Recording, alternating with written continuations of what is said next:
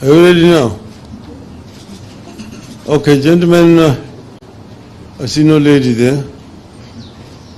There is. Oh, she's not yet ready. Are you ready? Okay. We have a statement that is going to be read on our behalf by Honorable Eugene Wamalwa. Karibu.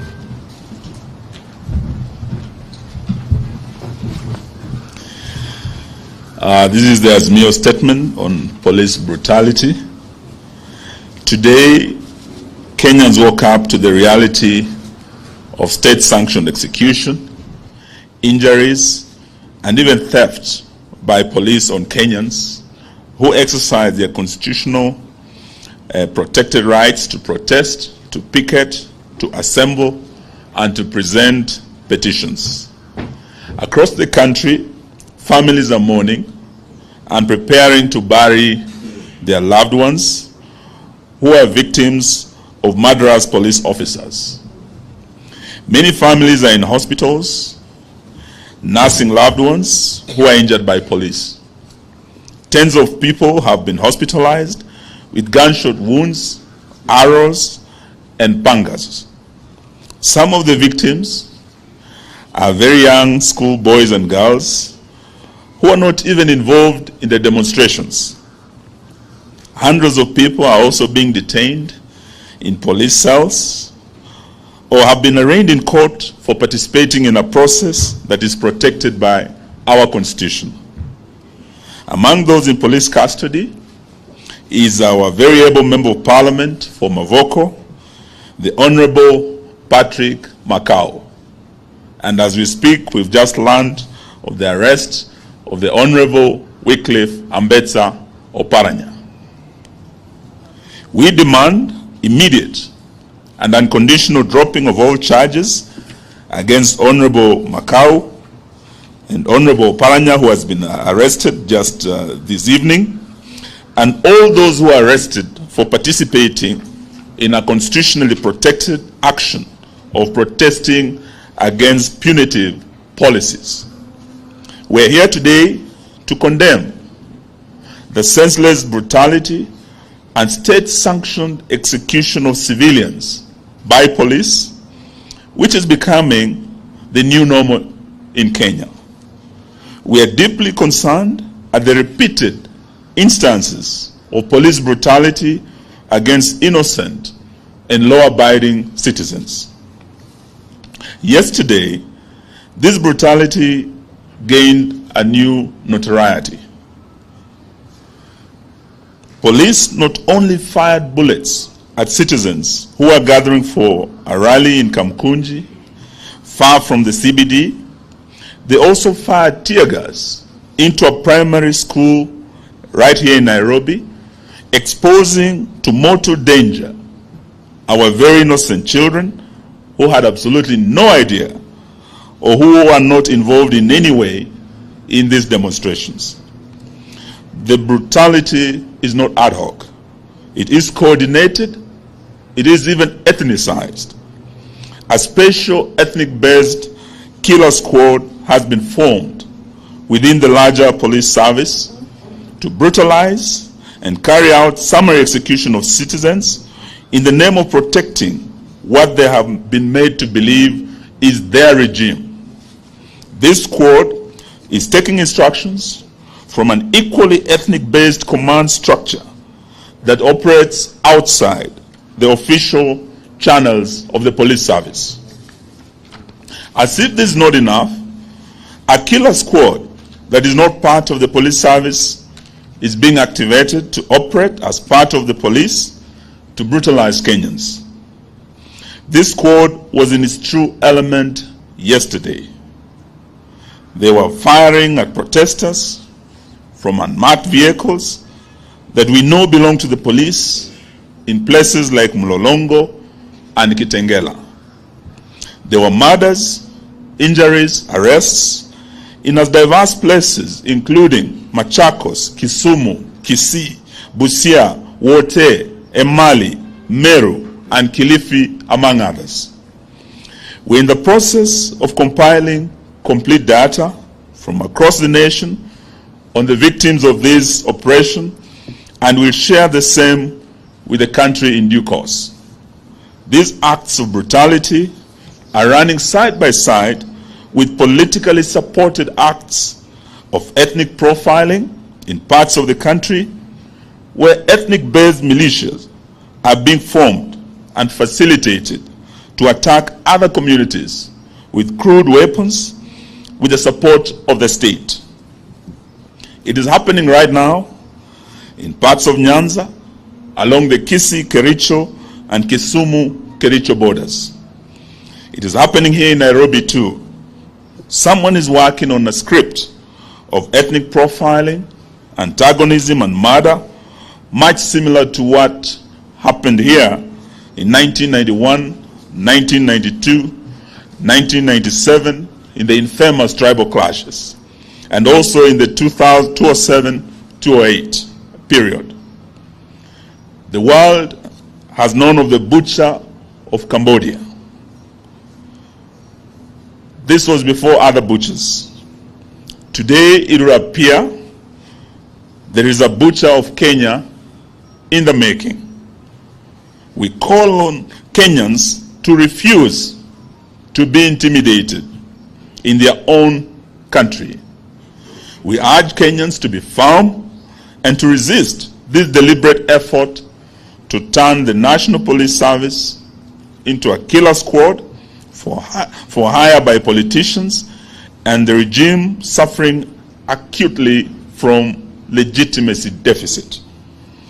We are going beyond merely condemning this emerging pattern. We have instructed our lawyers to prepare and institute local proceedings against police officers who have gone against their duty of protecting life and property of Kenyans and instead have become a threat to the very citizens they're supposed to protect. In this regard, we are appealing to all Kenyans who have photographic or video evidence of police brutalizing citizens to share the same with us to aid the case that our legal team is working on. Going forward, we appeal to Kenyans to resort to citizen journalism and photograph and film state officers, including police and politicians who in the course of duty abuse and brutalize their fellow citizens. Because the regime has decided to turn all institutions of the state against the citizens, we have no option but to act to protect ourselves. We are going for individual responsibility and culpability against individual officers. We are also going for individual culpability against police commanders whom we have reason to believe know or ought to know about the illegal actions of their officers under their command. We stand in solidarity with victims of this police brutality and their families. We will be visiting from tomorrow, and we will offer support to offset costs and help lessen the burden on the families. We have made a decision to observe 5 days of mourning in solidarity with the victims and their families, during which we'll try our level best to mobilize support to help lessen the burden on the families of the victims. But we are not giving up in our quest to force William Ruto to lower the cost of living, to commit the audit of the 2022 elections, to bipartisan reconstitution of the IEBC, and respect for political parties, including the Jubilee Party. And this afternoon we are pleased to learn of the High Court intervention where orders have been issued, and the legitimate Secretary General of Jubilee, the Honorable Jeremiah Kion, is here with us. We'll give him a minute to share the good news with us. Consequently, we announce that our protests will resume on Wednesday, 19th July 2023. In the meantime, we proceed with the collection of signatures against RUTO on both digital and manual platforms. We notice the Communication Authority has joined the war against Kenyans by trying to cripple our digital signature collection platform. But we will fight and soldier on while we put CA on notice. We know that the KK regime has panicked and they are trying to block this process. There is no looking back. There is no turning back. We see you on Wednesday. Honorable Jeremiah Kioni, please deliver the good news on Jubilee. Thank you.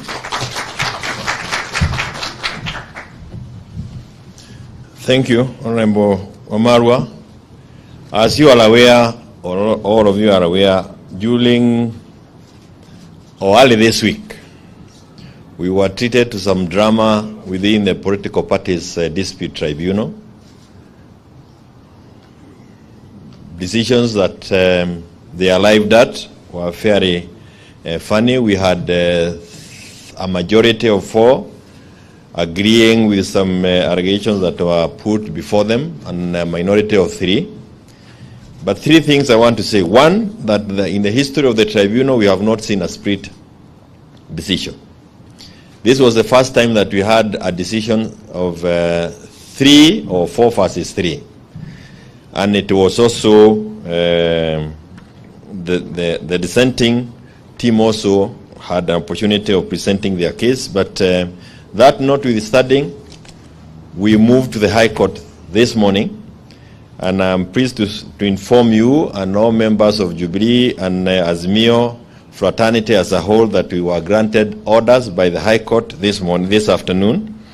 And the orders are to the effect that everything that was done at the tribunal has been stayed.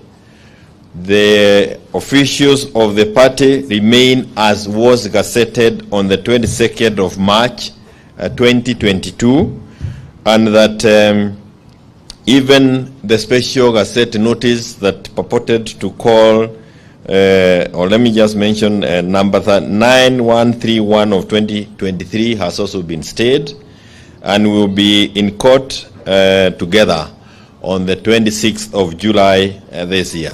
So this is useful to know that within our system we still have parts of the judiciary that is judicious, and this is specifically the High Court. They are judicious and they are able to listen to issues. We will give you the copies of the orders so that you can actually see well-written and well-reasoned decisions that come from some of the courts that we have. We want to thank the High Court judges, and we also want to thank members of Jubilee who have remained faithful.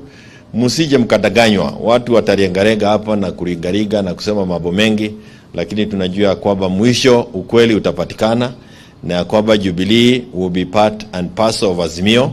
And we want to thank our Azimio leader, party leader, Raila Odinga, and the principals, because they have remained truthful and supportive of us as Jubilee, even during those very trying times. Multi-party is under attack. As the RUTO regime keeps killing people, innocent people during peaceful demonstrations, they are also very keen on killing political parties that remain the voice of the voiceless. I thank you.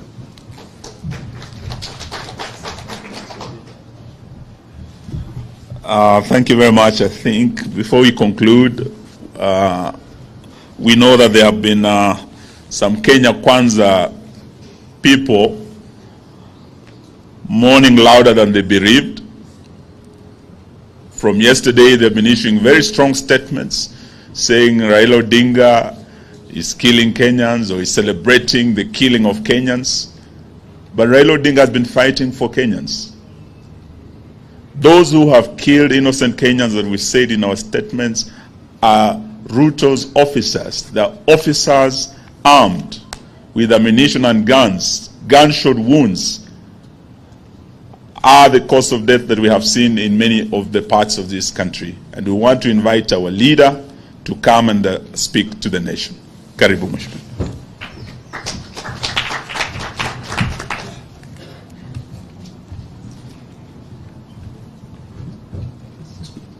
Kwanza nataka kuchukua fursa hii kutoa shukrani sana kwa Wakenya kwa yale ambayo walifanya jana. Wakenya walijitokeza katika pembe zote za nchi yetu, wazee, vijana, akina mama, wote walijitokeza kuonyesha kutokuwa na imani yao na serikali dhalimu ambayo inawanyanyasa. Na vile sisi tuliwaagiza, Wakenya walijitokeza kwa njia ya amani. Hakukuwa na fujo. Kila mahali walipojitokeza walikuwa wanaimba, wakitembea vile imekubalika katika sheria zetu.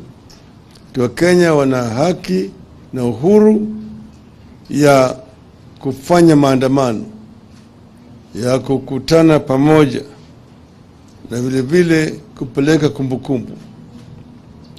Lakini tunasikitishwa sana na vitendo ya serikali hii kupitia kwa polisi yao. Tuliona polisi jambazi ambayo walikuwa maamrishwa kujitokeza kama maadui ya Wakenya. Wakaanza kupigana na Wakenya kwa njia ya kijambazi.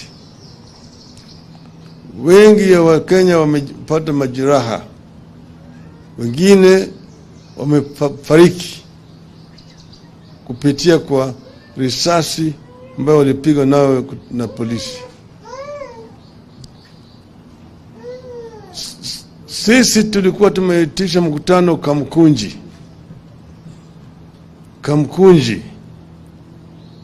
Pale Kamkunji, kuanja Kamkunji, hakuna biashara yoyote. Kwa hivyo hakuna mtu ambaye aliharibu bidhaa au biashara ya mtu yoyote.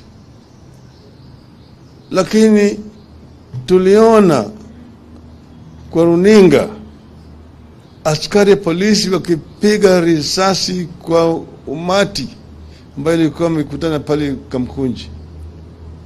Wanasema ati wanaazimio wanaharibu biashara ya watu. Kule Kamkunji biashara ya nani ambayo ilikuwa inaharibika huko? Kukuta askari ya polisi akipiga risasi kwa umati ambayo imekusanyika kule kwa njia ya amani. Hiyo shabaha yao ilikuwa kuleta majeraha au kuwa Wakenya kiholela.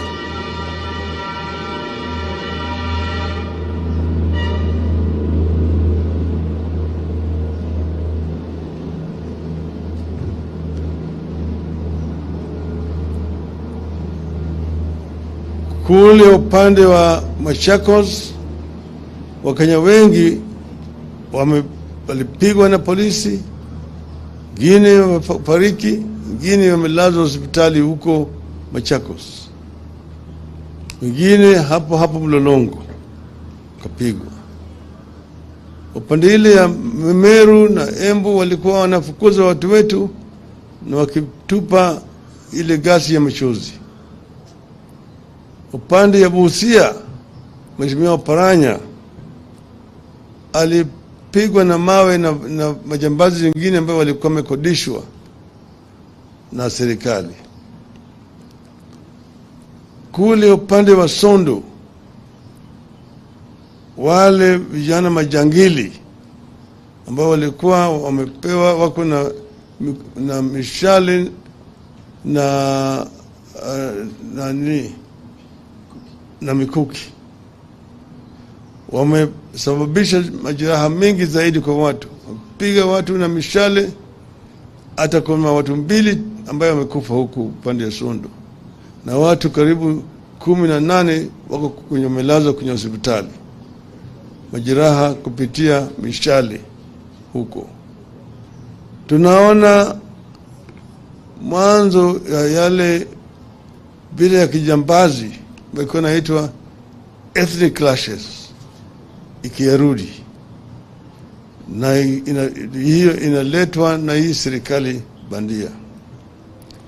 Tumeona vitisho mengi zaidi vile wanavyoongea unatisha sisi. Watu watashikwa, wanataka kuharibu uchumi na kadhalika. Sisi tumesema wazi ya kwamba sisi tutafanya kila kitu kutumia sheria. Hakuna maovu tumefanya, na wakiona kama wanasema tumefanya maovu, tumekiuka sheria, tuko tayari kushikwa na kupelekwa mahakamani. Hakuna mtu Kenya hii ambaye iko juu ya sheria. Lakini hata Bwana Ruto yenyewe ajue ya kwamba yeye vile vile sio juu ya sheria. Anatisha watu kusema ngoja mtaona. Kama unataka kuua sisi sema hata wewe vile vile utakufa tu. Hakuna mtu ambaye anagopa kifo. Lakini Wakenya wanatetea haki yao. Wakenya wana hasira kwa sababu ya haki yao ambayo imetishwa, haki yao ambayo imekanyagwa na hii serikali haramu. Sasa leo wameshika Mheshimiwa Makau, sahii wameshika Oparanya. Najua kesho watakuja kushika Martha, washike Kalonzo, washike Eugene, washike Wairia, Wajakoya, Ledama, watashika sisi zote hapa Eugene. Lakini baada ya hayo Kalonzo nyingine atatokea, Martha nyingine atatokea, Eugene nyingine atatokea, Wairia. Hii ni kama mto Nile imetoka Jinja inaelekea kule bahari ya Shamu. Ufanye nini huwezi kuzuia kufika huko? Itafika. Mto Nile itafika bahari ya kati. Wapende wasipende.